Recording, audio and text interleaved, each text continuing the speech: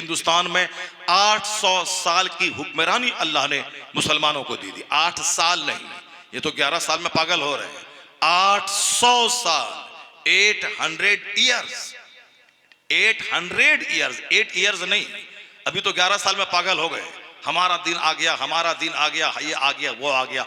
800 साल तक सिर्फ एक बंदा जिसकी कब्र की लाश उखाड़ के फेंकना चाहते हैं नाच कूद करके, उस बंदे ने विशाल भारत पे 50 साल 6 महीने तक राज किया है। 50 साल, 50 ईयर्स, जिसकी कब्र की लाश उखाड़ के फेंकना चाहता है। ऐसे नहीं किया, मुट्ठी भर मुसलमान थे। अब पूरे महान भारत पे जहां सैकड़ों राजा, सैकड़ों महाराजा, उसके दरमियान उन्होंने शासन किया है। यह शासन जुल्म से नहीं किया है बदतमीज, यह शासन अदल से किया है, इंसाफ से किया है। हिंदुस्तान की के खजाने के साथ अदल किया है। जो मरने के पहले वसीयत किया था कि मैं मर जाऊं तो मेरा कफन हिंदुस्तान के खजाने के पैसे से नहीं, मैंने अपने हाथ से जो मैंने किताबत की है, मैंने अपने हाथ से जो मैंने कमाया है, इस पैसे से मुझको कफन भी दिया जाए, इस पैसे से कब्र भी खोदी जाए, इसी पैसे से मुझको कब्र में दफनाया जाए, जो कफन दफन का खर्चा इसी से किया जाए, मेरी कब्र पे कोई गुंबद नहीं बनाया जाए। आज 400 साल गुजर गए, यहाँ छोटा मोटा पीर साहब मरा तो 1 करोड़ का गुंबद फौरन बन जाता है। लेकिन औरंगजेब जैसे 50 साल शासन करने वाले, तहज्जुद गुजार, हाफिज कुरान, तहज्जुद गुजार, और फिर फतवा आलमगीरी जैसी जबरदस्त किताब देकर फिक़्ह हनफी पे को हिंदुस्तान में स्टेबल करने वाले बादशाह, उन्होंने वसीयत की है कि मेरी कब्र पे गुंबद नहीं बनाए जाए। उनकी कब्र पे आज तक बज़ाहिर मिट्टी है और गुंबद नहीं है। और ऐसा आदिल, नेक, परहेजगार, तहज्जुद गुजार बादशाह, उनकी कब्र की खोद कर लाश निकालना चाहती है नचनिया, नाचने वाले, कूदने वाले, गाने वाले, शराब पीने वाले, ये उनकी कब्र की लाश निकालना चाहते हैं। नाच तुमसे ज्यादा ताकतवर तेरे बाप दादा थे, जब वो नाच कूद करके इस्लाम मिटा नहीं पाए तो तू क्या मिटा पाएगा? नहीं मिटा पाएगा। इस्लाम मिटने नहीं आया है, इस्लाम कुफ्र मिटाने आया है, इस्लाम शिर्क मिटाने आया है। बज़ाहिर मरना तो सबको है, लेटरिन रूम में मरना और है, शहादत की मौत मरना और है। मत तरस खा के फिलिस्तीन के 1 लाख लोग शहीद हो गए, तुझको भी तो मरना है, तू पखाना रूम में मरेगा, वो तो शहादत की मौत मर गए। जब हर पैदा होने वाले को मर ही जाना है तो बाल बच्चों की फिक्र में, भाग दौड़ में मरना और है, किबले अव्वल की आजादी की खातिर शहादत की मौत मरना और है। उस पे तरस मत खा, वो मर शहीद हुआ है, उनका खून अब रंग लाएगा, काफिर ज़लील हो जाएगा, यहूदी रुस्वा हो जाएंगे। उनके मुल्क पे अल्लाह उसी तरह अपने महबूब के गुलामों को शासन देगा जैसे रूम में हुकूमत थी नसरानी की हुकूमत उखाड़ करके अल्लाह ने अपने महबूब के गुलामों को रूम का शासन अता फरमा दिया।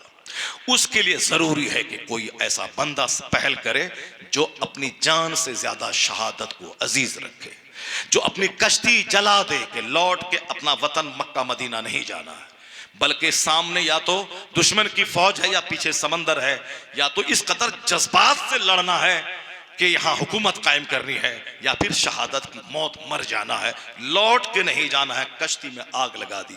इस कदर फर्म डिटर्मिनेशन, इस कदर पैशन, इस कदर जोश, इस कदर जज्बा के साथ जो भी काम करेगा, अल्लाह ताला आसमान से फरिश्तों के जरिए उसकी मदद फरमा देता है। ऐसी मदद हो गई कि रूम के ईसाई लाखों की तादाद में थे, सब में भगदड़ सी मच गई। ये मुट्ठी भर दीवाने 800 साल के लिए रूम की जमीन को अपने कब्जे में कर लिया। 8 दिन नहीं, 800 साल, 1000 साल के लिए पूरे रूम पे, स्पेन पे, ऑस्ट्रेलिया पे से कब्जा हो गया। फिर बाद में वो जमीन छूटी कैसे? जब यह लोग पैसा कमाने, सोने की कुर्सी पर बैठने, औरतों के पीछे, अब हम हैं तो मेरा बेटा बनेगा, मेरा भाई नहीं बनेगा, भाई को ज़बह करवा दें, मेरा बेटा मेरा वारिस बनेगा। जब ये लोग, वो जो नशा था दीन की खिदमत करना, इस्लाम की खिदमत करना और इस्लाम का कानून अदल दुनिया में फैलाना, अल्लाह ने मदद नाजिल की।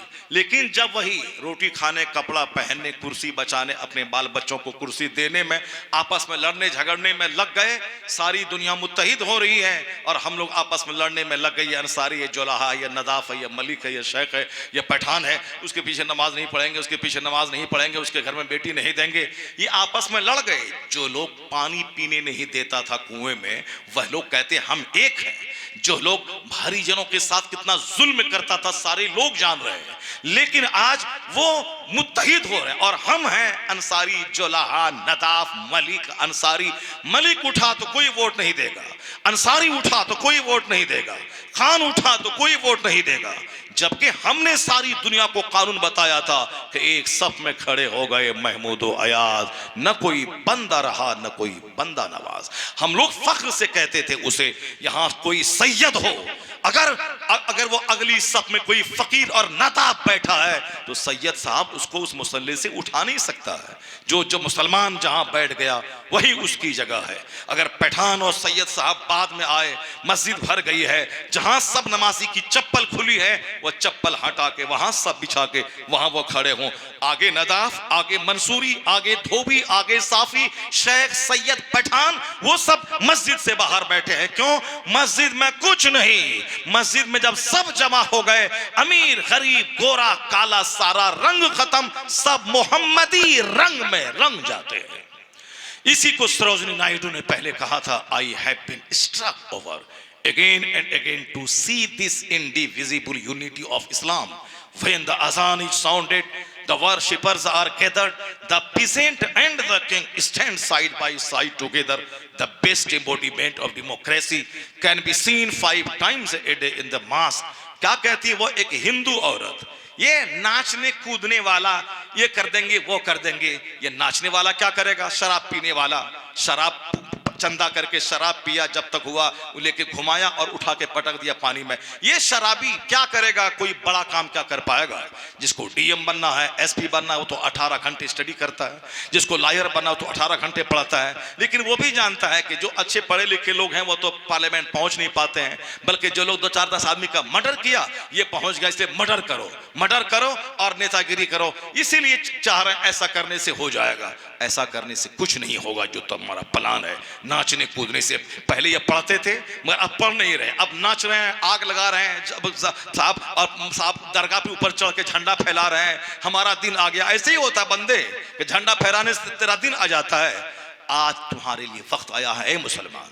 ये इनके बच्चे नाच रहे हैं, इनके बच्चे कूद रहे हैं, इनके बच्चे मर्डर कर रहे हैं। अब तुम अपने बच्चों को बैरिस्टर बनाओ, तुम अपने बच्चों को पढ़ाओ, तुम अपने बच्चों को मास्टर बनाओ। तेरे बच्चे तमाम पॉलिटिकल गैदरिंग से हटकर सारी एनर्जी तालीम में झोंक दे। ऐसा नहीं होगा कि तेरे बच्चे पढ़ेंगे नौकरी नहीं मिलेगी, नहीं, बल्कि मेरिट की बुनियाद पर नौकरी मिलती है। इस बार जो रिजल्ट निकला यूपीएससी का 41 बच्चे आईएएस ऑफिसर बने हैं। इससे पहले पिछले साल जो रिजल्ट निकला था 35 से 36 बच्चे आईएएस निकालने में कामयाब हुए हैं। इसलिए जब वो नाचने में लग गए, शराब पीने में लग गए, अब तुम पढ़ने में लग जाओ, स्टडी करो, इस कदर स्टडी करो कि हिंदुस्तान के हर डिपार्टमेंट में तेरी जरूरत महसूस की जाए। तो खाली खोली झोला ढोने वाली नेतागिरी करने से बेहतर है कि चूंकि मुख्यमंत्री आज है वो कल खत्म हो जाएगा, लेकिन अगर तेरा बेटा डीएम बन गया तो 40 साल के लिए डिस्ट्रिक्ट का वो मालिक बन के रहेगा। इसलिए झोला छाप राजनीति मत कर, गहरा इल्म अपने बच्चे को दे दे। आने वाला दिन तुम्हारा है, मुस्तकबिल तुम्हारा है, हिंदुस्तान भी तुम्हारा है, चाइना भी तुम्हारा है, जापान भी तुम्हारा है। जो डॉक्टर इकबाल ने कहा था कि हिंदुस्तान, चीनो अरब हमारा, हिंदुस्तान हमारा, मुस्लिम है हम, वतन है सारा जहां हमारा। अब वह वक्त आ गया है कि अपने बच्चों को शराब से बचाओ, गुटखे से बचाओ और बिला वजह जुलूस और प्रोटेस्ट करने से बचाओ। सारी एनर्जी तालीम में झोंक दो, तमाम बुराई से अपने बच्चों को बचाओ। अपना तेरा बच्चा मुखिया क्यों बनना चाहता है? क्योंकि वो बैरिस्टर नहीं बन पाया, लॉयर नहीं बन पाया। अब सूखा झोला ढो करके वो दूसरों को डरा धमका करके, लुच्चागिरी करके, दलाली करके, थाने वाले की मुखबरी करके वो वार्ड कमिश्नर बनना चाहता, समिति बनना चाहता, मुखिया बनना चाहता। जो किसी काम के लायक सड़ा हुआ आदमी है वही मुखिया समिति बनना चाहता है, जो किसी लायक नहीं है, सड़ा हुआ है, कोई काम नहीं है। तो अब ये काम करो, सफेद कुर्ता सफेद को पहन लो और थाने में जाके 10 मिनट बैठो, अब ब्लॉक में 10 मिनट बैठो, इसका आधार कार्ड उसका ये काम करवा दो, सीओ को डरा दो, साहब थानेदार को डरा दो, इसका पिटीशन लिख दो, इसकी मुखबरी कर दो, दोनों को लड़ा को, दोनों का पैसा थानेदार को दिलवा दो। अरे इसकी पहुंच होगी थाने में, इसकी पहुंच होगी ब्लॉक में, इसकी पहुंच होगी पंचायत में, बस ये सारा काम करवा। जब किसी लायक वो नहीं है, जब वो कंपटीशन फेस नहीं कर सकता है, वो किसी कंपटीशन में बैठ नहीं सकता है, तो क्या करेगा? थाना वाले के पास बैठ करके दलाली करेगा। थाने वाले को दलाल चाहिए ताकि जिसके जरिए से 2-4 पैसा कमाए। अपने बच्चों को मुखबिर मत बनाओ, अपने बच्चों को थाने का दलाल मत बनाओ, अपने बच्चों को ब्लॉक और थाना का चक्कर लगाने वाला उसको नेता मत बनाओ, अपने बच्चों को बैरिस्टर बनाओ, लॉयर बनाओ, आईएएस ऑफिसर बनाओ, ब्लॉक डेवलपमेंट ऑफिसर बनाओ। तैयारी करे आईएएस की, नहीं हो सकता कम से कम बीपीएससी तो पास करेगा, कम से कम बीडीओ तो बन जाएगा, कम से कम सीईओ तो बनेगा, कम से कम बैंक का मैनेजर तो बनेगा, और फिर दीन के साथ। वरना ही वो भी शराब पीता है आईएएस ऑफिसर बनके, और तेरा बेटा भी शराब पिएगा, वो भी गाने गाएगा, वो भी नाचेगा कूदेगा, दुनिया को सब कुछ समझेगा, जन्नत की फिक्र नहीं करेगा। नहीं, अब जरूरत है कि तेरा बेटा पढ़े, आईएएस ऑफिसर बने, मगर इस्लाम के साथ, दीन के साथ, नमाज के साथ। नमाज 24 घंटे में 1 घंटा लगता है, पढ़ो 18 घंटे स्टडी करो आईएएस ऑफिसर बनने के लिए, मगर 1 घंटा नमाज पढ़ो ताकि दुनिया में सुकून मिले, मरने के बाद जन्नत मिले। और डीएम के दफ्तर पे जब बैठो तो तेरा बच्चा तू काफिर ना बन जा, बल्कि इस कदर इस्लाम का काम कर कि डीएम के दफ्तर में तेरी बात सुनकर 5 मुशरिक कलमा पढ़ के मोहम्मदी रंग में रंग जाए। सिर्फ मौलाना का काम नहीं इस्लाम की तबलीग करना, हर मुसलमान इस्लाम का मुबल्लिग है, जो जहां जिस डिपार्ट में है इस्लाम का काम करे, इस्लाम का काम करें। आप ऑफिस में हैं वही इस्लाम बोले, आप साहब क्लिनिक में हैं आप वही इस्लाम बोले, आप साहब कहीं अब कंप्यूटर ऑपरेटर हैं वहां इस्लाम का इतना जबरदस्त सुथरा कानून है कि किसी पर उंगली रखने की जरूरत नहीं है। इसलिए कि जो कुछ कहते हैं ये अच्छी बात अगर है, सारा रिश्ता इस्लाम से जुड़ा हुआ है, सारी अच्छी बातें कुरान हदीस से ली गई है। जाहिर सी बात है, कहां से लेंगे? इस्लाम ही सारी दुनिया में अच्छाई फैलाने वाला। कुंतुम खैर उम्मतिन उखरिजत लिन्नास तामरून बिल मारूफ व तनहौना अनिल मुनकर। You are the best community raised unto mankind and your duty is to bid virtues forbid vices. अल्लाह कहता है तुम बेहतरीन गिरोह हो, तुम लोगों की तरफ निकाले गए हो। काम क्या है? अच्छाई फैलाना, बुराई मिटाना। जिनाकार कभी कामयाब नहीं होगा, शराबी कभी कामयाब नहीं होगा, सूदखोर कभी कामयाब नहीं होगा, ताड़ी पीने वाला कभी कामयाब नहीं होगा। इसलिए तमाम बुराइयों का बाइकाट कर दे, अच्छी आदतें अपने अंदर क्रिएट कर दे। अपने घर में रोजाना 24 घंटे में कम से कम 10 मिनट दीन की बात कर, कुरान हदीस की बात कर। जब तू संकट में फंसेगा, जैसे मैदान बद्र में 313 थे, अल्लाह ने 5000 फरिश्तों को आसमान से जमीन पे उतार के ऐसी इस्लाम की फतह की तारीख लिखवा दी कि आज यूरोप का दानिश्वर कहता है इस्लाम कैसे दबेगा। इस्लाम तो उसी दिन मजबूत हो चुका था जिस दिन 313,000 के मुकाबले में गालिब आ चुके थे। इस्लाम की इमारत उसी दिन मजबूत हो चुकी थी जिस दिन 313,000 पे गालिब आ चुके थे। यही वजह है कि आंधी जब आती है तो पौधा झुक जाता है, आंधी खत्म होती है फिर पौधा जवान हो जाता है। सैलाब हमेशा नहीं रहता, आंधी हमेशा नहीं रहती, तूफान हमेशा नहीं रहता, हमेशा मौसम की खराबी नहीं रहती। तूफान आता है चला जाता है, आंधी आती है चली जाती है, सैलाब आता है चला जाता है, जलजला आता है चला जाता है। जलजला आता है सारा गांव हिल हिल के रह जाता है, मगर फिर जलजला खत्म हुआ, गांव के सारे लोग फिर स्टैंड हो जाते हैं। आंधी आई, सारे दरख्तों को गिरा के, मकानात की ईंटें तोड़वा के चली गई, फिर आंधी गई, फिर मौसम नॉर्मल होता है। इस तरह कयामत तक चलता रहेगा। कुफ्र की आंधी आएगी, मुसलमानों को हिला हिला जाएगी, लेकिन ये इस्लाम के पौधे को उखाड़ नहीं पाएगी। आंधी आएगी चली जाएगी, तूफान आएगा चला जाएगा, जलजला आएगा चला जाएगा, क्या होगा? कुछ बाकी नहीं रहेगा। नमाज बाकी रहेगी, अज़ान बाकी रहेगी, सजदा बाकी रहेगा, मस्जिद बाकी रहेगी, मदरसा बाकी रहेगा, कोई गुल बाकी रहेगा न चमन रह जाएगा, पर रसूलुल्लाह का दीने हसन रह जाएगा। यही 1400 साल में हमने देखा है, यही हमने पढ़ा है। कुरान कहता है युरीदून लियुत्फिउ नूरल्लाहि बिअफ़वाहिहिम वल्लाहु मुतिम्मु नूरी। ये मुशरिक अपने मुंह से इस्लाम बुझाना चाहते हैं, अल्लाह उस नूर को पूरा करना चाहता है। और जो अल्लाह चाहता है वही होगा, जो बंदा चाहता है, जो कमजोरी का पुतला है, वो नहीं होगा। हुवल्लज़ी अरसला रसूलहु बिलहुदा व दीनिल हक लियुज़हिरहु अलद्दीन कुल्ली। अल्लाह कहता है वही अल्लाह है जिसने अपने रसूल को हिदायत और दीन हक के साथ भेजा है ताकि इस्लाम को सारे मज़ाहिब पे गालिब फरमा दे। इस्लाम गालिब होने आया, इस्लाम का नूर बुझने नहीं बल्कि सारा कुफ्र बुझाने आया। मुट्ठी भर अरब के लोग खाना बदोश थे, ऊंट चराने वाले थे, बकरियां चराते थे, लेकिन जब सर पे कफन बांधकर इस्लाम का मुबल्लिग बनकर अपने वतन से बेवतन होकर इस्लाम की तबलीग करने निकल गए, अपने बाल बच्चों को पैदा करते थे ताकि बच्चा शहादत का जाम पिए।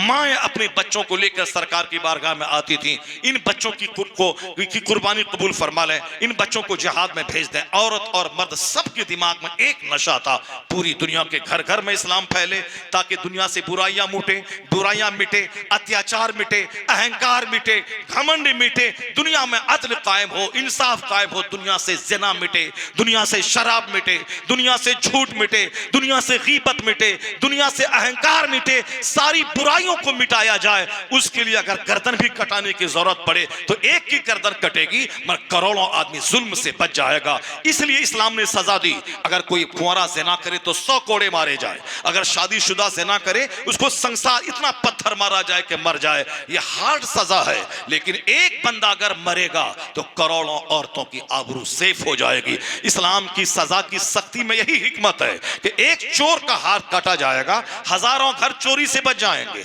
एक बंदा को तुर्रा मारा जाएगा 100, बहुत करोड़ों लोग हिम्मत नहीं कर पाएंगे वह जुर्म करने की। और वह हुआ जब इस्लाम का कानून नाफिज हुआ, अरब के लोग जो शराब के आदी थे बूंद बूंद से नफरत करने लगे, वह लोग जो चोरी के आदी थे चोरी से क्या करेंगे, करोड़ों का माल अगर रखा हुआ है उसके मुहाफिज बन गए। जो ज़िना में पिले थे, सौतेली माताओं से दुर्व्यवहार करते थे, इस कदर बुराइयों से नफरत हो गई कि एक औरत इराक से चल के खाने काबा का तवाफ करके लौट रही है सोने चांदी का जेवर पहनकर, मगर कोई टोकने वाला नहीं है कि तू कौन है, कहां से आई है। जो पड़ोस की औरतों से ज़िना का आदी था, अब एक औरत इराक से चल के आती है जेवरात से सज धज कर, मगर कोई पूछ नहीं रहा तू कौन है, कहां से आई है। इस कदर सोच बदल गई, इस कदर दिल बदल गया, इस कदर अंदर से बाहर से बदल दिया। कौन बदला, किसने सोच बदल दी? खुद न थे जो राह पे औरों के हादी बन गए, क्या नजर थी जिसने मुर्दों को मसीहा कर दिया। जब ऐसी सोच पैदा हुई तो अल्लाह ने रहमतों की वो बारिश फरमाई कि उन अरब के लोगों को, खाना बदोशों को ईरान दे दिया, रोम दे दिया, हिंदुस्तान दे दिया। आधी दुनिया पे 100 साल के अंदर अंदर आधी दुनिया पे मुसलमानों को अल्लाह ने सल्तनत दे दी। अल्लाह ने अपना वादा सच्चा करके दिखलाया, वअदल्लाहुल्लज़ीना आमनू व अमिलुस्सालिहात लयस्तखलिफन्नहुम फिल अर्द। अल्लाह हैज प्रॉमिस्ड, अल्लाह ने जो वादा किया था कि जो ईमान लाएगा, अच्छा काम करेगा, हम उसे इस रूए ज़मीन का बादशाह बना देंगे। अल्लाह ने अपना वादा सच्चा करके दिखला दिया और ये वादा आज भी है। अगर आज दुनिया के सारे मुसलमान बदअमली से तौबा करके नेक बनकर जज्बे जिहाद से सरशार होकर बुराइयों को मिटाने वाला बन जाए, ऐसा नहीं कि बुराई देख देख के काम चोर बन जाए कि कौन लड़ाई झगड़ा मोल लेगा, कौन बोलेगा, कौन गले में घंटी बांधेगा, कौन आगे बढ़ेगा। नहीं नहीं, उससे दुनिया में हुकूमत कायम नहीं। हुकूमत कायम करने के लिए हक बोलना पड़ेगा, बुराई को मिटाने का जिगर रखना पड़ेगा। अब जरा एक हिस्ट्री का चैप्टर मैं खोलता हूं ताकि आप समझ जाएं कि हालात क्यों बनते और बिगड़ते हैं। उसके बाद मैं अपनी गुफ्तगू खत्म करता हूं, जरा गौर से सुनिए। मैंने कहा था जलसे वालों से कि 10 बजे मुझको बैठा दो, 12 बजे तक 2 घंटे में खिताब करूंगा, मगर लोगों ने नहीं माना। नहीं नहीं, हमारे यहाँ जागते हैं, सुनते हैं, तकरीर सुनते हैं। अब जब जहाँ 2-4-5 लोग खिसके तो क्यों दौड़ के चले गए कि लोग भाग रहे हैं, लोग भाग रहे हैं, लोग भाग रहे हैं। जलसा 24-30 दिन में 32 जलसे हम लोग पढ़ते हैं, पूरे हिंदुस्तान के डिस्ट्रिक्ट में जाते हैं, और तुम बोलता है कि हमारे यहाँ ऐसा नहीं होता है, हमारे यहाँ वैसा नहीं होता है। आदमी चाहे एक बंदा भी नहीं भागे, लेकिन तकरीर सुनने का जो मजाज होता है, हक सुनने का, वो 12 बजे से पहले तक रहता है। 12 बजे के बाद जो जागने के आदी हैं, जैसे हम लोग जागने के आदी हैं, तो हम लोग रात भर जगेंगे, कोई फर्क नहीं पड़ेगा। लेकिन जो साल में 2 रात जागेंगे उसको तो फर्क पड़ जाएगा। जो दिन भर खेत में काम किया उसको तो फर्क पड़ जाएगा। जो दिन भर ऑफिस में रहे हैं और डेली सोते हैं 8 घंटे, वो कैसे एक दिन पूरी रात जाग के रह पाएगा। इसलिए लोगों की तबीयत का ख्याल करते हुए 12 बजे से पहले पहले वाज नसीहत कुरान हदीस की बात बता देनी चाहिए। क्योंकि नात शरीफ सुनने में आदमी को बहुत ज्यादा दिमाग पे जोर डालना नहीं है, थोड़ा सा एक मजा मिलता है, इंजॉय अच्छा लगता है। तो ये जब नींद आने वाली होती है उस पीरियड में बंदा नात सुने, ताकि चाहे जो भी हो उसमें तो याद रखने की जरूरत है नहीं, बस मजा मिलना है। सुन लिया, अपना इश्क की बातें, मोहब्बत की बातें, लेकिन डराने की बातें, खौफ खशियत की बातें, मारिफत की बातें, बुराइयों से तौबा करने की बातें, नेकी को अपनाने की बातें, ये थोड़ी तबीयत पर बोझ होती है। और फिर ये बातें शुरू में जब लोग होश हवास के साथ बैठे रहे उस वक्त सुना देना चाहिए। बगदाद में इस्लामी सल्तनत की राजधानी, अल्लाह ने बेपनाह दौलत मुसलमानों को दे दी, क्योंकि फतुहात के दरवाजे खुल गए, बड़े बड़े ममालिक पे मुसलमानों का कब्जा हो गया। वही माल का जो असर होता वो असर हुआ, लोग शराब में लग गए, लोग बदकारी में लग गए, बड़े बड़े बादशाह वो अपने बाल बच्चों को हुकूमत सेफ पहुंचाएं इसमें लग गए। घरों में अब फिर वह संगीत म्यूजिक का माहौल पैदा हो गया, जिसको इस्लाम ने मिटाया था वो सारी बातें बगदाद में। एक मजजूब बुजुर्ग गली कूचे में घूम घूम के कहते थे, जिस तरह आजकल एक मौलवी मजनू बनकर पागल बन के लोग रहें या जाएं, मगर डराता है अल्लाह के अजाब से, डराता है कि तुम्हें ये नहीं तुम्हें वो बनना है। वो मजजूब गली कूचे में घूम के कहते थे, ए मुसलमानों, तुम जो घर में ऐश कर रहे हो ये ऐश सब दिन नहीं रहेगा। देखो तुम्हारे घर में लाशें गिरेंगी, तुम्हारी निगाहों के सामने बच्चे कटेंगे, और उस वक्त सारा मजाक ऐश का किरकिरा हो जाएगा। अभी इस वक्त है, तौबा कर लो। अल्लाह को नाराज करने वाला काम जो तुम कर रहे हो ये मत करो। पहले तो लोगों ने समझा कि ये पागल है, छोड़ दिया, लेकिन जब वो बार बार कहना शुरू किया, हर गली में घूम घूम कर कहना शुरू किया, तो पैसा वालों को लगा कि ये हमारे ऐश का मजाक किरकिरा कर रहा है। कहा ए ज्यादा बातें नहीं करने का, बस वही जो मतवल्ली बोला कि कहानी बोलने का, यही मजदूर को कहा कि ज्यादा बातें नहीं करने का, हराम हलाल ये करो वह करो, हमको खूब मालूम है कैसे जीना है कैसे रहना है, ज्यादा नहीं समझाने का। कहा कि ए लोगों, मैं देख रहा हूं कि दुश्मन तुझ पर हमला आवर होने वाला है, तुम्हारे घर उजड़ने वाले हैं, तुम्हारे बाल बच्चे तेरी निगाहों के सामने कटने वाले हैं। अभी वक्त है, तौबा कर ले, नेक बन जा, अल्लाह को राजी कर ले, ताकि अजाब न आए तेरे ऊपर, वरना वो अजाब करीब है आने वाला है। लोगों ने कहा कि इनको मारो। यह बात कहने पे बात भी नहीं रुक रहा है, अपने बच्चों को उसके पीछे लगा दिया। इतना मारा लोगों ने उस मजजूब को कि मजजूब मर गया। जब मजजूब मरा उसके बाद क्या हुआ, तातारी की कहानी सुने होंगे आप। तातारियों ने पूरे बगदाद पे हमला किया, इतना जबरदस्त अटैक किया कि बगदाद के सारे घरों को गिरा दिया, सारी मस्जिदों को तोड़ दिया, 70,000 मुसलमानों को ज़बह करके उसकी खोपड़ी की मीनार बनाकर बैठ के तातारियों ने शराब पिया, सारी मस्जिदों को उजाड़ दिया, मदरसों की किताबों को दरियाए दजला में बहा दिया, यहाँ तक कि किताबों की हरूफ की स्याही से सारा दजला का पानी काला हो गया। वो मजजूब बुजुर्ग को उन्होंने काटा था और समझाने वाले को उन्होंने बोझ समझा था कि यह समझाने वाला उसके लिए एक बोझ बन के आ रहा है।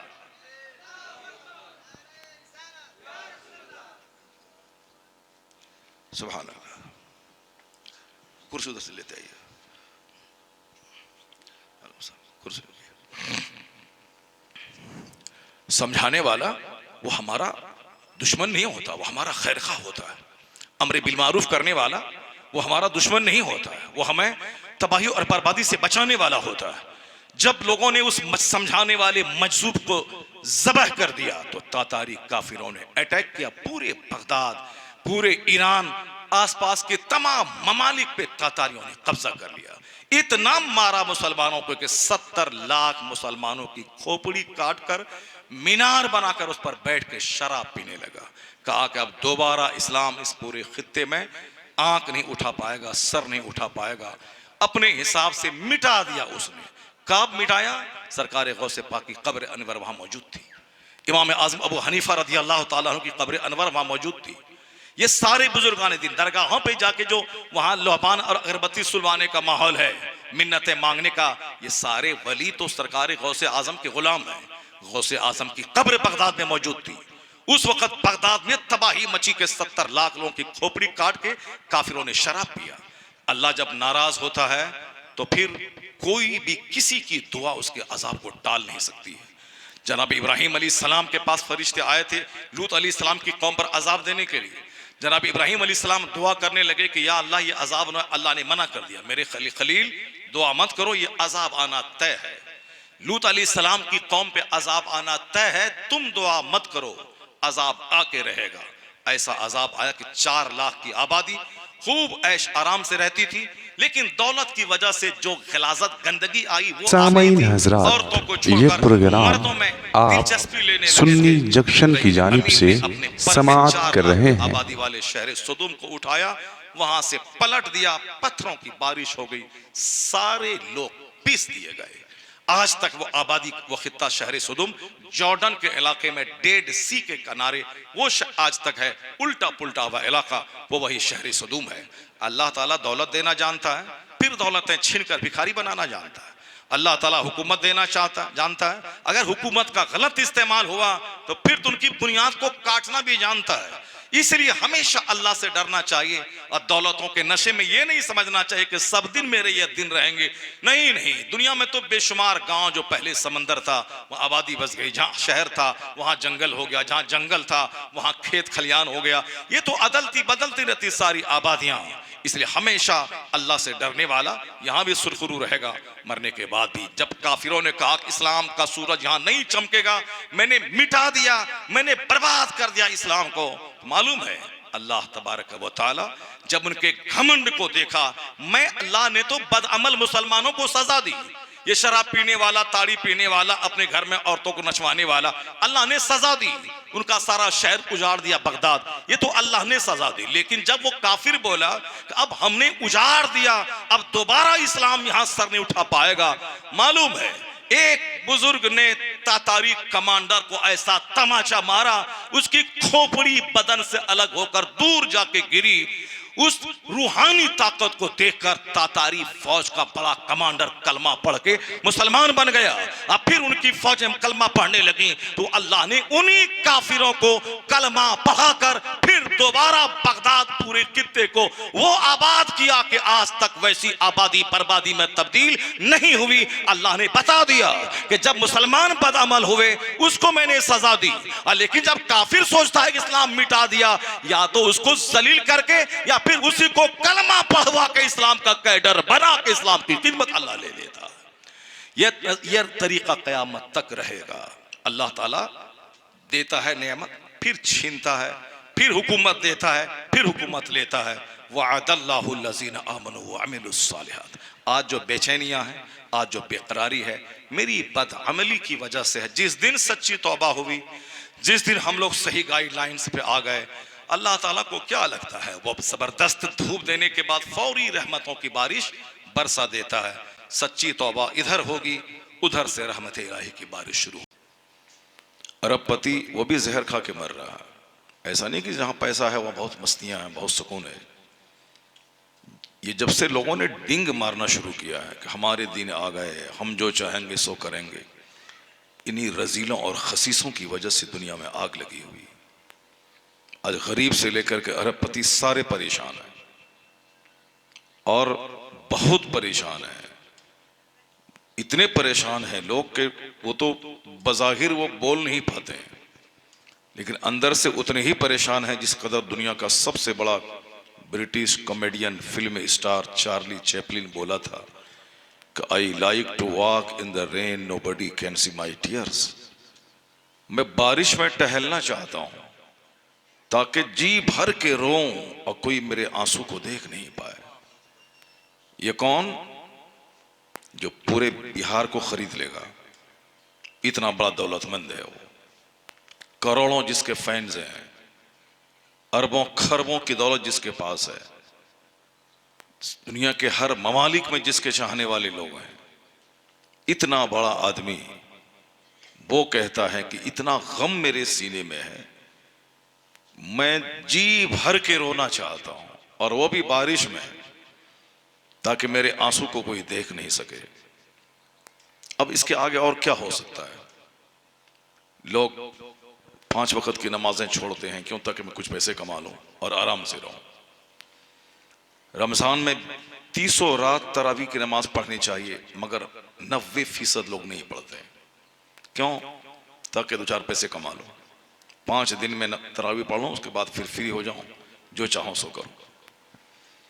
औरतें जो घर में रह के घर को खुशबूदार बनाने के लिए पैदा हुई हैं, आज वो भी जींस टी शर्ट पहन के लैपटॉप लेके बाजार में कमाने निकल गई, ताकि खूब पैसा कमाएं और आराम से रहें। जो घर को रश के जन्नत बनाने पैदा हुए, जो अपने शिकम से इमाम, मुजतहिद, मुजद्दिद, गौस, कुतुब, अब्दाल पैदा करने के लिए पैदा हुई, वो मार्केट में मारे मारे फिर रही है 2-4 पैसा कमाने के लिए। तुम कितना कमाओगे? तेरा शौहर 1 लाख कमाएगा और तुम 1 लाख कमाओगी 2 लाख रुपए। मास्टर बन के कितना कमा सकती हो? और इंजीनियर बन के अपना घर दरवाजा छोड़ करके बाहर हॉस्टल में रह करके 2-4-10 मर्दों से हाथ मिला के इज्जत बेच के कितना कमाओगी तुम? 2 लाख रुपए महीना। यहां जो 50 करोड़ महीना कमाता है वो रो रहा है, वो जहर खा के मरना चाहता है। इसी बिहार की राजधानी पटना में अरबों में खेलने वाला एक जौहरी, जो विदेश से घूम के आया था, फ्रांस, जर्मनी, नॉर्वे, कनाडा से। हम लोग कहां घूमेंगे? पैसा होगा बंबई जाएंगे, पैसा होगा ऊटी जाएंगे, पैसा होगा गुलमर्ग और डल झील देखने कश्मीर जाएंगे, और कहां जा सकते हैं? थोड़ा सा पैसा होगा तो थाईलैंड की राजधानी बैंकॉक जा सकते हैं, क्योंकि आजकल घूमने का कल्चर शुरू हुआ है। घूमने का कल्चर शुरू हुआ है। जाहिर सी बात है, जो आदमी अल्लाह का जिक्र नहीं करेगा घर में सुकून कहां से मिलेगा? सिर्फ घूमना चाह रहा है, घर से बाहर निकल के बाजार में, शहर में लोग घूम रहे हैं ताकि थोड़ा सा करार मिल जाए, सुकून मिल जाए, रिफ्रेशमेंट हो जाए, मैं तरोताजा हो जाऊं। एक ऐसा रास्ता लोग चुन रहे हैं तरोताजगी के लिए, सिर्फ माल का रास्ता, सिर्फ माल कमाना, गाड़ी खरीदना। तुम कितनी गाड़ी खरीदो? कितने पैसे की गाड़ी तुम खरीदोगे? बुलेट 3 लाख रुपए की। अजहरुद्दीन ने अपने बेटे को 16 लाख की बाइक आज से 15 साल पहले दिया था। कितना कमाओगे तुम? कितने पैसे कमा सकते हो तुम? और कितनी महंगी कार पे चल सकते हो तुम? फॉर्च्यूनर तो करोड़ों में कोई खरीदता है, मगर इससे भी बहुत महंगी कारें दुनिया में है जो लोग चल रहे हैं। चार्ली चैपलिन के पास बहुत महंगी कार है, कई करोड़ रुपए की कार है, 55 लाख की नहीं, कई करोड़ की कार है। लता मंगेशकर के पास कई करोड़ की कार थी। हिंदुस्तान में 100 करोड़ की कार सड़क पे दौड़ रही है। 100 लाख नहीं, 100 करोड़ की कार है। मैं सिर्फ ये कहना चाहता हूं, आज हमारी मस्जिदें उजड़ गई इसी पैसे के शौक में। आज हमारे जलसे उजड़ गए उसी पैसे के चक्कर में। आज समाज का सुकून खत्म हो गया, कोई किसी से मिलना नहीं चाहता। पहले जमाने में मिट्टी का घर था, मगर मोहब्बतें इतनी थी कि मेहमान के आने के बाद घर वाले को फिक्र नहीं होती थी दस्तरखान कहां से सजेगा। गांव के सारे लोग दूसरों की इज्जत को अपनी इज्जत समझते थे।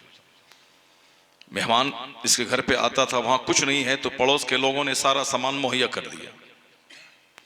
इतनी मोहब्बतें थी समाज में। आज बुलेट, कार, मकान, गाड़ी, सोफा, गद्दा, इंटीरियर डेकोरेशन, साहब क्या क्या नहीं, आजकल नई नई चीजें पैदा हो गई। एक बल्ब से पहले काम चलता था, आज हजारों बल्ब जलाए जा रहे हैं ताकि जिंदगी में मजा आ जाए। पहले सिर्फ एक छत होती थी, उसी में चूना गर्दानी होती थी, लेकिन आज छत के अलावा नीचे एक फॉल्स सीलिंग हो रही है ताकि मजा मिल जाए। पहले लकड़ी की 2-4 कुर्सियां होती थी, उसी कुर्सी पे लोग आके बैठते थे और दिन भर की बातें लोग करते थे, मोहब्बत का इजहार करते थे। गरीबी में भी मुसर्रत के दिन थे। लेकिन आज 5-5 लाख का सोफा घर में लगा हुआ है, कोई बैठने वाला नहीं। हर आदमी अपने आप में मस्त है कि हमसे बड़ा कौन है, हम क्यों उसके घर में जाएं, वो हमारे घर में क्यों नहीं आएगा। सब सोफा लगा के बैठा हुआ है, अब कोई किसी के घर नहीं जाता है। 1000 बल्ब जलाए हुए हैं और सब बैठ के रोते हैं।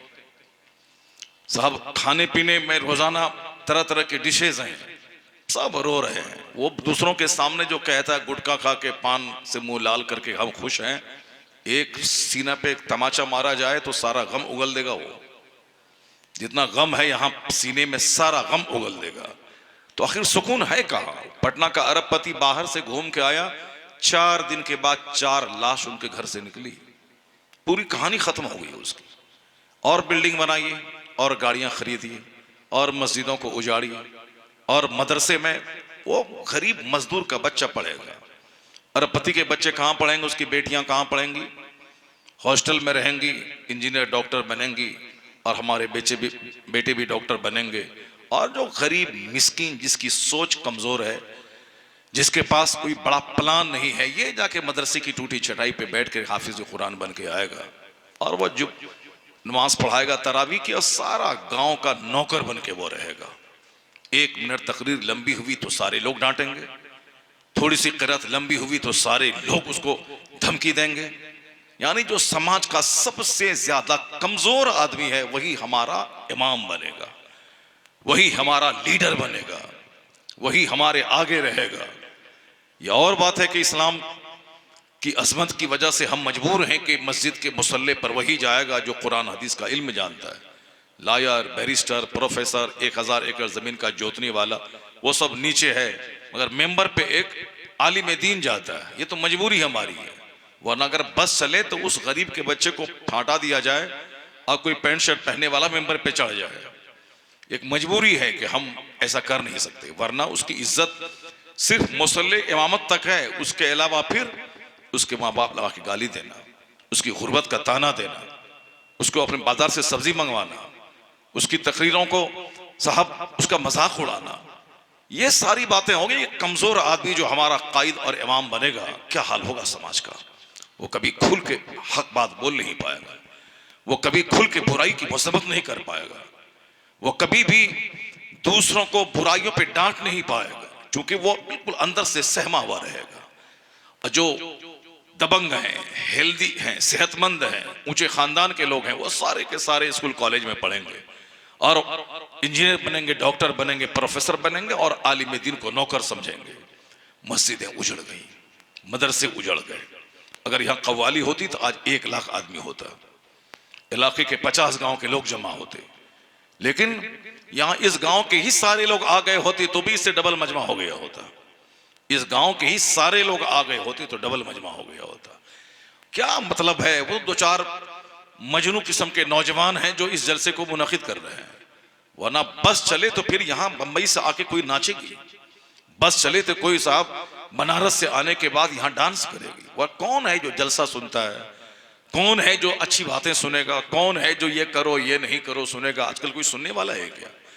आजकल तो सब गाना सुनने वाला है, आजकल तो सब म्यूजिक सुनने वाला है।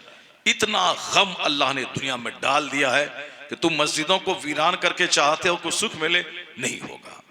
तुम मदरसों को उजाड़ के चाहते हो कि हम आराम से रहें, नहीं रहोगे। तुम अजान सुनने के बजाय कव्वाली सुन के मस्ती करना चाहते हो, नहीं होगा। इतना गम अल्लाह ने दुनिया में डाल दिया है कि अरबपति से लेके गरीब तक सारे लोग परेशान हैं। इतनी बीमारियां दुनिया में पैदा हो गई कि सारे लोग उससे जूझ रहे हैं। पैसा इधर कमाओ, डॉक्टर के पास जाके फेंक दो। 50 साल पैसा कमाओ और एक दिन शादी के नाम पे नाच कूद करके सारे पैसे ताश के पत्तों की तरफ फेंक दो। खूब नाच गा के पैसा कमाओ, एक मकान बनाओ, सऊदी अरब में जाके 25 साल रहो, सारा पैसा एक ईंट और पत्थर जोड़ने में खर्च कर दो। उसके बाद हाथ सूखा, फकीर भूखा बन के परेशान रहो। दुनिया कर्ज में डूबी है, दुनिया बीमारी से जूझ रही है, इसलिए कि दुनिया का बनाने वाला अल्लाह है।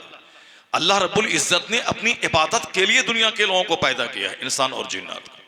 लेकिन अल्लाह की जमीन में रहकर, अल्लाह के आसमान के नीचे रहकर बंदा मनमानी शुरू कर दिया। शरीफों को सताना, अल्लाह की इबादत करने वालों को इबादत नहीं करने देना। रेलवे स्टेशन पर अभी मैंने कल देखा एक लड़का, मैं एयरपोर्ट पर बैठा हुआ था, अब दिल्ली एयरपोर्ट पे मैं बैठा हुआ था परसों। अब एक लड़का एक लड़की के साथ चुमा चाटी कर रहा है, बिल्कुल सामने मेरे पीछे वो लोग बैठे हुए, दोनों एक दूसरे का मुंह चूम रहे हैं, कोई बोलने वाला नहीं है। लेकिन वहीं हम नमाज पढ़ने के लिए बरेली शरीफ में आज से 1 महीना पहले जोहर की नमाज पढ़ने के लिए वजू किया। वजू करने के बाद 2 रकात नमाज पढ़नी है, सफर में कसर पढ़ना है, 4 रकात फर्ज को 2 रकात पढ़े, ये कसर है। 2 रकात पढ़ने में बमुश्किल तमाम 4 मिनट। मैं अपना तौलिया बिछा के नमाज पढ़ना चाहा, पुलिस वाला पता नहीं वो खबीस मरदूद कहाँ था, दिखाई नहीं पड़ रहा था। लेकिन जैसे ही मैंने बिछाया तौलिया, वो आकर के रोक दिया कि नहीं सर, यहाँ नहीं पढ़ना, ये प्रेयर रूम यहाँ नहीं है। आप एक कंप्लेन लिख दीजिए कि प्रेयर रूम बनाओ यहाँ, आप एक लिख दीजिए, मगर हम नहीं पढ़ने देंगे। बताइए, 2 मिनट का काम है, चूमा चाटी हो रहा है, कोई बोलने वाला नहीं, लोग देख रहे हैं, अपना चले जा रहे हैं। वो तो चूमा चाटी को भी आज लोग नहीं देखते। कल आने वाले वक्त में 10-20 साल के बाद प्लेटफॉर्म पे, रेलवे स्टेशन पे ज़नाकारी होगी। यह आया, किताब में आया है। आखिर जमाने में जैसे कुत्ता कुतिया के साथ मिलता है सबके सामने, उसी तरह मर्द और औरत आपस में मिलेंगे, कोई बोलने वाला नहीं होगा, क्योंकि सारे लोग अंदर से इतने गिर गए होंगे। पहले तुम्हारे गांव में एक गरीब आदमी अगर अपनी बीवी को किसी अजनबी मर्द से बात करते हुए देख लेता था, वो उसको तलाक की धमकी देता था, मैं तलाक दे दूंगा, तुम्हारे जैसी औरत को अपने निकाह में मैं नहीं रखूंगा। लेकिन आज सारे लोग समझ गए हैं कि शादी से पहले जो कुछ हुआ सब लोग भूल जाते हैं। पता भी चला कि इसका संबंध दूसरे से था, मगर लोग इतने गंदे हो गए कि सबने स्वीकार कर लिया कि शादी से पहले जो हुआ हमसे हुआ, तुम माफ कर दो, तुमसे हुआ हम माफ कर देते हैं, अब नई जिंदगी गुजार रहे हैं। पहले जहां पता चलता था कि इसका संबंध दूसरे से है, लोग तलाक दे देते थे, लेकिन आज अपनी आंखों से बिस्तर पे देखने के बावजूद तलाक नहीं दे सकते उसको, ताकि उसको जेल में सड़वा देगी वो। अब कहते हैं कि चलो जो हुआ सो हुआ, अब नहीं होना चाहिए। इस कदर अंदर से गिर गए लोग। जाहिर सी बात है, दोनों तरफ से खताएं हैं। मर्द भी सर अंदर से लेके बाहर तक गिर गए, औरतें भी अंदर से लेके बाहर तक गिर गई। ये दोनों खबीस खबीसा एक साथ मिल गए। अब औलाद कैसी पैदा होगी? महाखबीस। दुनिया शरीरों से भर गई, दुनिया रजीलों से भर गई, दुनिया शराबियों से भर गई।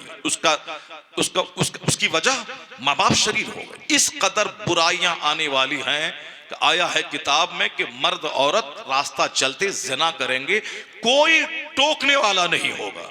आज तुम मौलाना को कहते हो कि तकरीर मत करो, कहानी बोलो। एक मरदूद उड़ीसा में मस्जिद का मुतवल्ली खबीस मरदूद अपने इमाम से कहा कि ज्यादा हक हलाल की बातें नहीं करने का, ये हराम है, ये हलाल है, ये जायज है, ये नाजायज है। मौलाना शहरयार साहब की तकरीर सुनने के बाद तकरीर नहीं करने का, क्या करने का? कोई कहानी बोलो, कोई किस्सा बोलो, यानी किस्सा बोलो, कोई एक कहानी सुना दो। जुमा के दिन आधा घंटा तकरीर तो करनी है, एक कहानी कोई सुना दो, किस्सा सुना दो। बाकी हराम हलाल नहीं करने का ज्यादा, कि ये हराम है, ये हलाल है, ये सूद हराम है, झूठ हराम है, शराब हराम है, ज़िना हराम है, बेपर्दगी हराम है, चुस्त लिबास पहनना हराम है, नमाज छोड़ना हराम है, एक वक्त की नमाज जो छोड़ेगा 80 बरस जहन्नम में जलेगा। ये सारी बातें नहीं करने का। कौन सुनता है इस जमाने में? कहानी सुना दो सिर्फ। अब इमाम साहब भी फेसबुक देखने के बाद एक कहानी याद कर लिया, जुमा के दिन आधा घंटा से कम ही में वह कहानी बयान कर दिया। एक लंगड़ा था, एक लंगड़ी थी, बस खुतबा का टाइम हो गया, वमा अलैना इल्लल बलाग, नमाज पढ़ाओ, जल्दी से जाओ, पैसा लो आ जाओ। इस कदर गिर गए लोग, जमीर मुर्दा हो गया। ऐसा होगा कि ज़िना होगा, कोई बोलेगा नहीं कि ऐसा क्यों कर रहा है। अगर कोई कह दिया कि अरे साहब ऐसा करना ही था, दीवार के पीछे कर लिए होते, तो वो उस जमाने के वलियों का सरदार होगा, वह उस जमाने के सिद्दीकीन का सरदार होगा। आखिर जमाने में जो सरदार होगा गांव समाज का, इंतहाई दर्जे का जलील शख्स होगा। लोग उनके डर से उनकी इज्जत करेंगे। यानी शराबी, ज़िनाकार, सूदखोर, कमीना किस्म का आदमी जो 10-20 का मर्डर किया होगा। आज भी देख लें हिंदुस्तान के पार्लियामेंट में, आज भी देख लें उत्तर प्रदेश की असेंबली में, आज भी देख लें बिहार के असेंबली में। क्या एक शरीफ आदमी कोई बन सकेगा मंत्री? एक शरीफ आदमी कोई एमएलए एमपी बन सकेगा? कहां से लाएगा 50 करोड़ रुपए जो इलेक्शन में लड़ेगा? हाँ, जो चोरी करके, डकैती करके, हरामखोरी करके आप पैसा जमा किया, इलेक्शन में पैसे को फेंक दिया, शराब पिलाया, 2-4-10 का मर्डर किया, सारे लोग डर से सहम करके उसको वोट दिए। बाहुबली आज समाज के लीडर बने हुए हैं, 2-4-10 का मर्डर करने वाले समाज के लीडर बने हुए हैं। आने वाला वक्त तो और बुरा आने वाला है। हदीस में आया है, मिशकात शरीफ में आया है, जो कुछ हुजूर ने कह दिया है सब कुछ हमारी आंखें आज देख रही हैं। आका ने फरमाया, लोग कब्रिस्तान दौड़ के जाएंगे, तमन्ना करेंगे कि काश मैं मर गया होता। मरने की तमन्ना कोई करता है? कोई नहीं करता। 90 साल के बूढ़े को भी कहें कि मरेंगे कल, बोलेगा नहीं नहीं अभी थोड़ा 10-20 साल और जिंदा है ताकि नवासी और पोता और नतनी की शादी ब्याह सब देख ले। 90 साल उम्र होगी फिर भी कोई मरना नहीं चाहता। लेकिन जिसका ईमान प्यारा होगा, जिसको, वो कब्रिस्तान दौड़ के तमन्ना करेगा काश मैं मर गया होता ताकि ये दिन मुझको देखने को नहीं मिलता। पहले बाजार में एक औरत नहीं मिलती थी सामान खरीदने के लिए, मर्द जाते थे। लेकिन आज एक मर्द नहीं मिलता है मार्केटिंग करने में, सारी औरतें। अभी आज एक शख्स बोल रहा था कि एक औरत हमारे मोहल्ले की 3 बार मनीष मार्केट जा चुकी है। मनीष मार्केट मतलब बंबई का सबसे मशहूर फेमस कपड़े का मार्केट, मनीष मार्केट। वह 3 बार जा चुकी है, वहीं इफ्तार भी करी होगी, वहीं सहरी भी खाई। इस कदर रश, इस कदर भीड़, सिर्फ औरतों की, सिर्फ औरतों की भीड़ कपड़ा खरीदने की। पहले मर्द ला के देता था, औरतें पहन लेती थी, लेकिन आज मर्द ला के दे, औरतें नहीं पहनती। इसलिए मर्द भी आज उनके सामने घुटने टेक कर कपड़े, पैसे दे दिया, जाओ अपने से जाके खरीद लो। अब बाजार औरतों से भरा हुआ है। गैर मुस्लिम की आंखें सेकी जा रही हैं, उनकी कलाइयां खुली हैं, उनकी गर्दन खुली है। खूब मजा ले ले करके एक कपड़ा खरीदना है, 100 कपड़े को सामने देखना है, घंटों रहना है। ये सारे तमाशे हो रहे हैं। अब इसमें कोई लड़की गैर मुस्लिम के साथ भाग गई तो अब सारा मौलाना ढिंडोरा पीट रहा है, अरे साहब ये हो गया, नेता बोलता है ये हो गया, सारे लोग बोलते हैं ये हो गए हैं, पब्लिक बोलती है मौलाना खिताब नहीं करता है, साहब हमारी बेटियां गैरों के साथ भाग रही हैं। ये सब अज़ाब इलाही है। सारा काम उल्टा पुल्टा, जो काम मर्दों का है वो काम औरत कर रही है, और जो काम औरत का है वो काम मर्द कर रहे हैं। जब तक उल्टा पुल्टा काम होता रहेगा, न सुकून मिलेगा, न चैन मिलेगा, न राहत मिलेगी, न तंदुरुस्ती का मजा मिलेगा। चूंकि अल्लाह ने सारा सुकून, सारा चैन, सारी राहत अपनी इबादत, अपने जिक्र में रखा है। अल्लाह कहता है अला बिज़िक्रिल्लाह तत्मइन्नुल क़ुलूब, जान ले कि आराम और चैन सुकून न हवाई जहाज पे उड़ने में है, न 50 लाख की फॉर्च्यूनर में है, न 5 लाख के सोफा गद्दा में है, न 50 मंजिला मकान में है, न फिर ऐशो आराम के खाने में है। अल्लाह ने सारा सुकून अपने जिक्र में रखा है, अपनी इबादत में रखा है। जहां सजदा है वही सुकून है, जहां इबादत है वही सुकून है, जहां तिलावत है वही सुकून है, जहां मुस्तफा की गुलामी है वही सुकून है। नारे रिसालत, हबीबे तैबा कॉन्फ्रेंस, मजहबे इस्लाम, पैगंबरे इस्लाम, मसलके आला हजरत। बातें तो अपने हिसाब से सब बनाते हैं, सब माल के पीछे पागल है। अल्लाह ने कुरान शरीफ में एक बात कही है, जरा गौर से सुनिएगा। अल्लाह ने कहा है कि वलौला अय्यकून अन्नास उम्मतन वाहिदा लजअलना लिमन यकफुरु बिर्रहमान लिबुयूतिहिम सुक़ुफम मिन फिद्दा व मआरिज अलैहा यज़हरून। जरा गौर से सुनिएगा कि कुरान शरीफ में अल्लाह ने क्या कहा। अल्लाह कहता अगर सारे लोगों के काफिर होने का चांस नहीं होता तो इतनी दौलतें हम काफिरों को दे देते कि उनके मकान की छतें चांदी की बना देते। इसके अलावा और क्या हो सकता है? ये बातें कोई मौलाना मौलवी की नहीं है, ये बातें दुनिया बनाने वाले खुदा ने कही है, जो 1 मिनट के जलजले में सारी दुनिया को तबाह कर दे, सारे लोगों को जमीन में धंसा दे। अभी थाईलैंड की राजधानी बैंकॉक बुराई के लिए मशहूर है। हिंदुस्तान के लोग, विपक्ष के लोग भी ताना कसते हैं कि राहुल गांधी क्यों बार बार थाईलैंड जाते हैं, क्यों बैंकॉक जाते हैं। तो बहुत सारे लोग जाते हैं क्योंकि मस्ती करने के लिए बहुत मशहूर जगह है, वो जाते हैं। पहले लोग काठमांडू जाते थे। इतना याद रखिए, अल्लाह तबारक व तआला है, अल्लाह बंदों को छूट देता है 10-20 साल, उसके बाद जब पकड़ता है तो बंदों की बुनियाद काट के रख देता है। खूब मस्तियां हुई काठमांडू में, लेकिन आज से कई साल पहले जब जलजला आया, लाशें सड़ गई, कोई दफनाने वाला नहीं था। क्योंकि लोग वहां जा करके लाखों रुपए औरतों के जिस्म पे फेंकते थे और रात भर मस्तियां करके लाखों रुपए पानी बहा करके आ जाते थे। हिल स्टेशन अल्लाह ने बनाया है। अभी मई जून में यहाँ बदन जलेगा और पहाड़ पे बिल्कुल बर्फीली हवा चलेगी। तो होना ये चाहिए था कि वहां बंदा इबादत करता, सजदा करता, अल्लाह का नाम लेता कि नीचे बदन जल रहा, ऊपर में बिल्कुल बर्फ गिर रही है। नहीं, जहां आराम मिला बंदा फौरन ज़िना शुरू कर देता है। समंदर के किनारे, जहां समंदर का पानी देखने के बाद कलेजा ठंडा होता है, जब कलेजा ठंडा होता है तो वहां सजदा करना चाहिए, लेकिन यह इंसान उसी समंदर के किनारे ज़िना शुरू कर देता है। जहां आदमी थोड़ा सा खाया पिया, अच्छी खुशहाली आ गई। पहले बाप बैल चराता था, लेकिन आज बेटा कमा के मकान बना लिया। पहले बाप नंगे पांव चलता था, अभी बेटा ब्रांडेड शूज पहनता है। पहले बाप के पास साइकिल नहीं थी, वो पैदल चल के 12 किलोमीटर दूर रेलवे स्टेशन जाता था, लेकिन आज उसके बेटे के पास कार है, वो कार से चलता है। जब याद करके बंदा वो सजदा करेगा कि अल्लाह तेरा करोड़ों शुक्र है कि मेरा बाप गाय चराता था, आज मैं अपने घर में रहता हूं।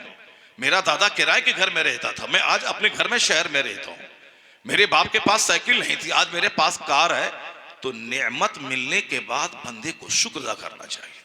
नेमत मिलने के बाद अल्लाह का खूब इबादत करना चाहिए। या अल्लाह तेरा करोड़ों एहसान कि तूने गरीब के बच्चे को अरबपति बना दिया। सजदा बढ़ा देता, इबादत बढ़ा देता, लेकिन नेचर है इस इंसान का, जहां पैसा आ गया जिना बढ़ गया। एक नेचर है इंसान का, जहां पैसा मिला जिनाकारी बढ़ गई। बस यही कहानी तो है। स्कूल में 5 औरत जहां बैठी जिना की कहानी, समाज में जहां 10 औरतें बैठी जिना की कहानी, जहां साहब इस ट्रेन में जहां 10 फौजी सफर कर रहे हैं वहां जिना की कहानी।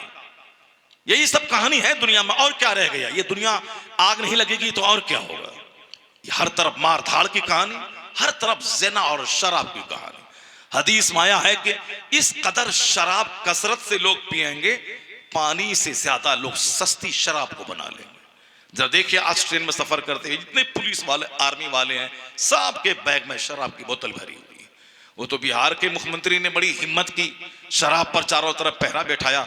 उसके बावजूद शराब जब अंदर से जमीर ही मुर्दा है तो एक मुख्यमंत्री क्या करेगा?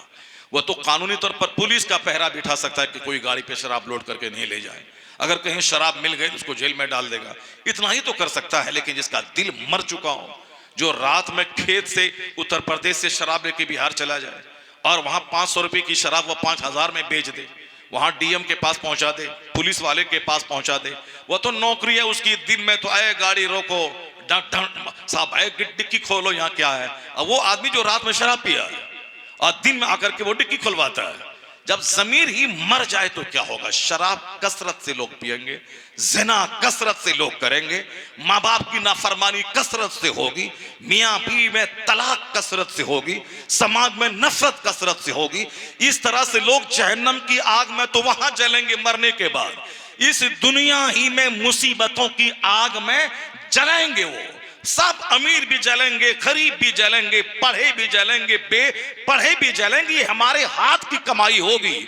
इसलिए जलसे में मौलाना आवाज देता है, अगर तुम चाहते हो कि उस मुसीबत से बचो और तेरा ईमान बचा रहे, दीन बचा रहे, नमाज बची रहे, शरीयत बची रहे, सुन्नत बची रहे, आने वाली नस्ल बची रहे, तो किसी फिल्म एक्टर को अपना मॉडल मत बनाना, किसी नेता को अपना मॉडल मत बनाना, किसी क्रिकेटर का अपना मॉडल मत बनाना, दूसरों का चेहरा देख के वैसी लाइफ गुजारने का प्लान मत बनाना कि फला शादी ब्याह में 1 करोड़ खर्चा किया, उसकी बीवी नाच रही है तो मैं भी अपनी बीवी को नचवाऊं और डीजे बजा के जिंदगी का सुरूर हासिल करूं। नहीं, अगर तुम सुरूर जिंदगी चाहते हो तो अल्लाह ने अपने महबूब को भेजा है, मेरे महबूब मोहम्मद अरबी की गुलामी करना।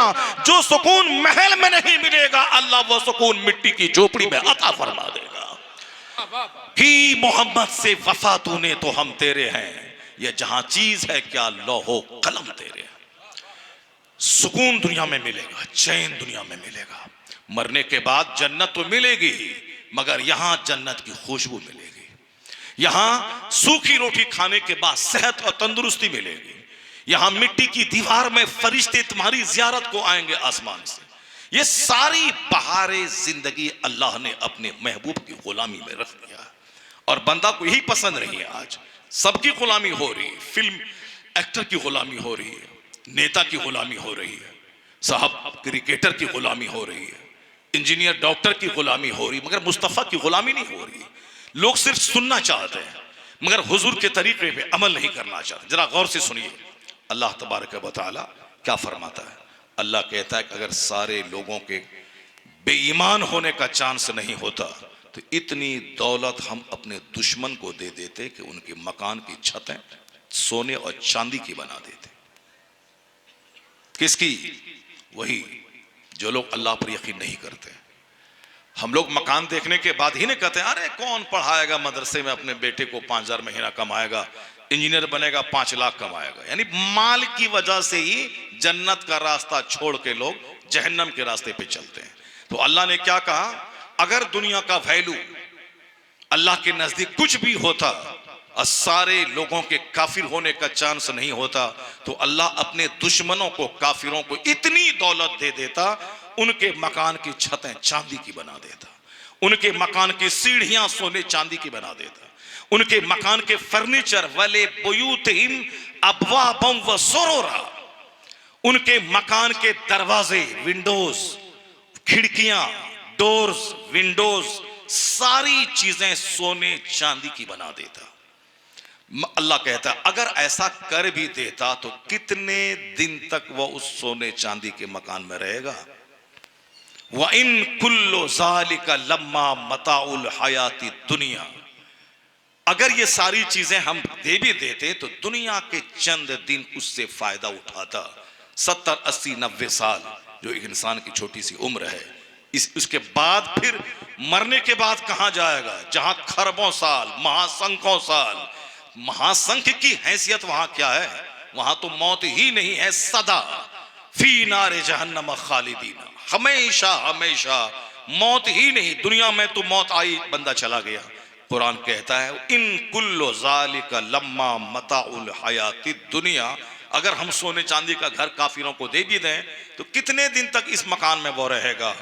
फिर मरने के बाद मेरे पास आएगा, मैं उसे बता दूंगा वल आखिरतो इंद रब्बिका लिल मुत्तकीन। अल्लाह कहता है आखिरत की सारी भलाइयां उनके लिए है जो दुनिया में डर डर के जीता है, यानी जो दुनिया में गुनाहों से बचा, मुत्तकी बना, आखिरत की सारी बहार है उसी के लिए। सदा की बहार, जहां नेमत कभी छीनी नहीं जाएगी, जहां जवानी कभी खत्म नहीं होगी। दुनिया में कोई एक बंदा अगर जवान मिले कि बूढ़ा कभी नहीं होगा, बता दे, मैं गुलामी लिख दूंगा कि एक बंदा ऐसा अमेरिका में है जो बूढ़ा नहीं हुआ, एक बंदा हिंदुस्तान में ऐसा है जो बूढ़ा नहीं हुआ, मैं गुलामी लिख देता हूं। दुनिया में जो भी जिंदा रहेगा, बचपन के बाद जवानी, जवानी के बाद बुढ़ापा, बुढ़ापे के बाद कोई स्टेज नहीं है सिवाय मौत के। एक बंदा ऐसा नहीं है कि 90 साल की उम्र में भी वो 30 साल के जवान की तरह है, कोई नहीं मिलेगा। ये दुनिया का नियम है कि हर पैदा होने वाले को मर जाना है, हर बचपन गुजारने वाले को जिसकी लंबी उम्र है उसको जवान होना है, और हर जवान को बूढ़ा हो जाना है। एक बंदा नहीं मिलेगा यहां, मगर मरने के बाद जब बंदा जन्नत में जाएगा तो आया है हदीस में कि सारे लोगों को अल्लाह 30 साल की जवानी अता कर देगा। सारे लोग, चाहे वो 90 साल की उम्र में मरे, चाहे वो 100 साल की उम्र में मरे, मगर जन्नत मिलने के बाद वहां हर जन्नती की उम्र 30 साल के जवान की हो जाएगी, और वो जवानी कभी खत्म नहीं होगी। दुनिया की जवानी खत्म होगी, बुढ़ापे पे खत्म होगी। दुनिया की जवानी बस आज से 10 साल पहले अगर आपने मेरी तकरीर सुनी है, मेरी दाढ़ी के सारे बाल काले थे, मेरे सर के बाल सारे काले थे, लेकिन आज दाढ़ी के कुछ बाल को छोड़ के सारे बाल सफेद हो गए। बस देखते ही देखते 10 साल के अंदर में, आने वाले कुछ साल के बाद आपकी खबर मुझको मिलेगी कि फलां सा आबिद भाई नहीं है, जकीर भाई नहीं है, अबू बकर भाई नहीं है, अहमद भाई नहीं है, या फिर आप जिंदा रहे तो मेरी खबर सुनेंगे कि फलां मौलाना नहीं है, फलां मौलाना नहीं है, फलां मौलाना नहीं है, फलां नाथ खां नहीं है, जफर जलालपुरी नहीं है, हुनर पलामवी नहीं है, कारी रजीउल्लाह साहब नहीं है, गुलाम मुहिउद्दीन साहब नहीं है, फलां साहब नहीं है। तो फिर आप हमको पूछेंगे कि अरे मरना तो सबको है, मौलाना भी तो मरा, फिर आप कैसे हमको डरा रहे हैं? हाँ, यही तो फर्क है। कारी रज़ीउल्लाह साहब मर गए, मगर कैसी मौत मरे? वो गुटखा खाते हुए नहीं मरे, वो ताड़ी पीते हुए नहीं मरे, वो शराब पीते हुए नहीं मरे, वो अखबार पढ़ते हुए नहीं मरे, वो साहब हॉस्पिटल में एड़ी रगड़ के नहीं मरे, वो झूठ बोलते हुए नहीं मरे। क्या बोलते मरे? अल्लाह का जिक्र करते हुए मर गए, दीन समझाते हुए मर गए। तो तवाइफ के कोठे पे मरना और है, मस्जिद की चटाई पे मरना और है, शराब पीते हुए मरना और है, इफ्तार करते हुए मरना और है, दुनिया दुनिया करते हुए मरना और है, अल्लाह अल्लाह करते हुए मरना और है। मरना तो सबको है, तुम भी मरेगा, मौलाना भी मरेगा, मगर तुम किस हाल में मरेगा? बंदा जिस हाल में जीता है उसी हाल में मरता है। बंदा जो सारी जिंदगी सजदा ना किया हो, ऐसा कभी नहीं होगा कि मरते वक्त मस्जिद में वजू करके जाए और सजदा करे वहीं मर जाए। जो सारी जिंदगी नमाज छोड़ा हो वो हालत नमाज में मर जाए, ऐसा कभी नहीं होगा। जो सारी जिंदगी ताड़ी पिया हो वो कभी नहीं होगा कि वो जमजम पीते हुए मर जाए, ऐसा नहीं होगा। जो जिस हाल में जीता है उसी हाल में मरता है, और जो जिस हाल में मरेगा उसी हाल में क़यामत के दिन उठाया जाएगा। इसीलिए अच्छी मौत मरने के लिए बंदे को प्रैक्टिस करना चाहिए शुरू से। वह सजदा ज्यादा करे ताकि उसी हालत में मौत आए, वह तिलावत ज्यादा करे ताकि उसी हालत में मौत आए, वह रमजान के रोजे के अलावा हर महीने 3-4-5 रोजे रखे ताकि उसी हालत में मौत आ जाए। वह अच्छी सच्ची बातें हमेशा बोला करे ताकि सच बोलते बोलते मौत आ जाए। वो अपने माँ बाप की खिदमत करे ताकि उसी खिदमत करते करते मौत आ जाए। वह दीनी किताबों का रोजाना कम से कम 1 घंटा मुताला करे। फिजिक्स, केमिस्ट्री, बायोलॉजी, मैथ पढ़ेगा तो 2 रुपया कमाने वाली नौकरी मिलेगी। अगर कुरान और हदीस पढ़ेगा तो खरबों साल की जन्नत की बहारें मिलेंगी। इसीलिए पेट पालने के लिए 5 घंटे स्कूल में पढ़ाकर ताकि नौकरी मिले, 2 पैसा कमा के पेट पालूं, और रोजाना टाइम निकाल के आधा घंटा कुरान पढ़ाकर ताकि जन्नत में यह कहा जाए कि कुरान पढ़ता जा और जन्नत की मंजिलें तय करता जा। जहां कुरान खत्म होगा वही जन्नत में तेरी मंजिल हो जाएगी। कोई साल लग जाते, एक खत्म नहीं कर पाता। रमजान जैसा दिन गुजर गया, जबकि रमजान में हर आदमी को कम से कम 10 दिन में 1 खत्म करना चाहिए, 3 खत्म, और ज्यादा अल्लाह टाइम फुर्सत दे तो 11 महीने खूब आराम से खाए पिए, 1 महीना में कोशिश करे 10 खत्म कुरान हो जाए। 10 कैसी तौफीक मिलेगी? जो साल भर 1 पारा कुरान, 1 पेज नहीं पढ़ा है, वो रमजान में 10 खत्म कैसे करेगा? 1 खत्म करना उसके लिए भारी भारी हो जाएगा। 5 खत्म कैसे करेगा? लेकिन इमाम आज़म अबू हनीफा रज़ी अल्लाह ताला अन्हु थे, करोड़ों मुसलमानों के इमाम, जो रमजान में 61 खत्म कुरान क्या करते थे। 1 खत्म रात में, 1 खत्म दिन में, 1 खत्म तरावी। बस खूब गुटखा खाओ, खूब दाढ़ी मोछ के बाल मुंडो, खूब काफिरों और मुशरिकों की तरह जिंदगी के दिन गुजारें। खूब अपनी बेटी को पढ़ा के बेटा को बना दें लुचवा, बेटा को बना दें आशिक, दिलफेक, प्रेमी, गली कूचे में घूमकर दूसरों की बहुत बेटी को सूंघने वाला, और बेटी जींस टी शर्ट पहन के कोटा और भोपाल जाके तैयारी करके इंजीनियर बनेगी। जिसको बनना था डॉक्टर वो तो बन गया आशिक, जिसको रहना था घर में वो कोटा में चली गई, वहां से एक प्रेमी को साथ में लेके चले आई। यानी चौपट हो गए। बेटा को बनाओ बैरिस्टर, बेटे को बनाओ लॉयर, बेटे को बनाओ ओवैसी जैसा बैरिस्टर जो हिंदुस्तान के प्रधानमंत्री की नाक में दम कर दे। जो बनाओ अपने बेटे को बैरिस्टर जो फर्राटे से अंग्रेजी बोले कि गृह मंत्री आंखें फाड़ के उसका चेहरा देखता रहे। एक बैरिस्टर से काम नहीं चलेगा। हर गांव में एक बैरिस्टर होना चाहिए, हर डिस्ट्रिक्ट में एक बैरिस्टर होना चाहिए, ताकि वो डर के मारे मेरे खिलाफ कोई कानून नहीं बना सके। आज एक बैरिस्टर से क्या होने वाला है? 40 करोड़ की आबादी वाले मुस्लिम बिरादरी में एक बैरिस्टर नहीं, बल्कि हर गांव में एक डीएम हो, एक बैरिस्टर हो, एक लॉयर हो, एक प्रोबेशनरी ऑफिसर हो। यानी बड़े बड़े ओहदों पे अपने बच्चों को भेज, जमीन बेच के, घर बेच के, मकान बेच के उसको पढ़ा। अगर एक तो हिला के रखा है, जब पार्लियामेंट में अगर 50 बच्चा मेरा बैरिस्टर चला जाएगा तो सारा सदन हिल के रह जाएगा। इसलिए कि ईमान की ताकत के सामने दुनिया की सारी ताकतें हेज होती है। नहीं तुमने देखा, बोला था इस्राइल का यहूदी काफिर के 3 दिन में गाजा में तबाह कर दूंगा। आज 20 महीने हो गए, उसी निहत्थे नौजवानों के सामने सीज फायर की घिघिया के भीख मांग रहा है। एक कैदी छोड़ता है, उसके बदले में 1000 फिलिस्तीनी को छोड़ना पड़ता है। 20 महीने के बाद भी इस्राइल और अमेरिका गाजा को जीत नहीं सका, हमास को खत्म नहीं कर पाया। यह इस बात की दलील है कि दुनिया चाहे 1000 नाचे कूदे, एटम बम की ताकत और है, कुरान की तिलावत की ताकत और है। अभी ये पुराने जमाने की कहानी तो तुमने बहुत सुनी होगी, अभी प्रेजेंट में तुमने देखा अभी जो कुछ हो रहा है। अगर तुम्हारे बस में है, क्यों बोलता है कि ये कर देंगे वो कर देंगे? कर तो दो। 20 महीने हो गए, हमास को खत्म तो कर दो, खत्म करो। दुनिया की सारी मीडिया कहती है कि इनके लोग बढ़ रहे हैं। इनके 30,000 फौजी मारे गए तो 40,000 लोग नए इसमें बहाल हो गए। मार देना है मार दो उसको। 20 महीने गुजर गए मगर हो जाएगी। अल्लाह तबारक व तआला हमको और आपको सबों को इस्लाम की हिकमतों को समझने की तौफीक अता फरमाए। मौजूदा हालात से ना घबरा कर हिम्मत और हौसला के साथ बुराइयों से तौबा करके अच्छी आदतों को अपना कर अल्लाह रसूल को राजी करने की तौफीक अता फरमाए। आमीन व आखिरु दावाना अनिल हम्दुलिल्लाहि रब्बिल आलमीन।